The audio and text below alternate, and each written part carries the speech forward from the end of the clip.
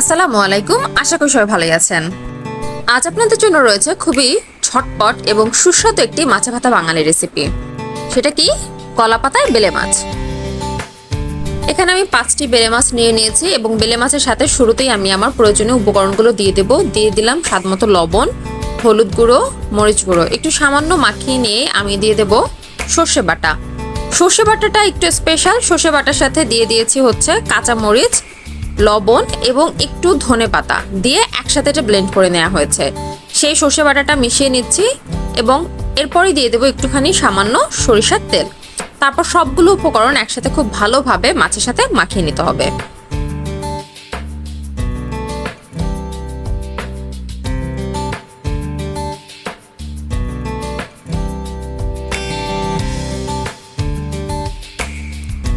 এবার একটি frying pan hit করে নেব। মিডিয়াম হিটে পুরো রান্নাটি হবে। হিট করে নেওয়ার পর সেখানে আমি 2 পিস কলাপাতা সেট করে নেব।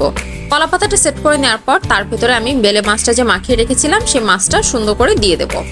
মাছ দিয়ে দেওয়ার পর যে পাত্রে মাছটি মাখিয়ে রেখেছিলাম সেই পাত্রটা ধুয়ে অর্থাৎ জাস্ট 3-4 টেবিল চামচ পরিমাণ পানি দিয়ে সেই মশলাটাই আমরা মাছের উপরে দিয়ে দেব।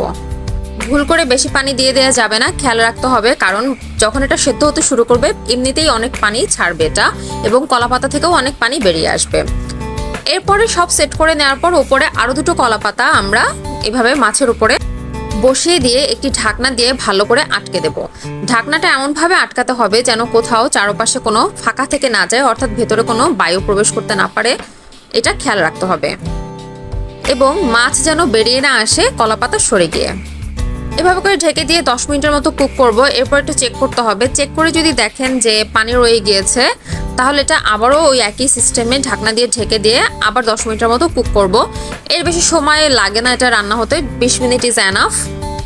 তখন দেখবেন যে নিচটা একটু পোড়া পোড়া হয়ে এসেছে এবং তখনই বুঝতে হবে যে আমাদের মাছটা পারফেক্টলি কুকড। এবার কলাপাতা সহই বেলে মাছটি নামিয়ে নিয়ে পরিবেশন করুন এবং উপভোগ করুন পরিবারের সকলে মিলে।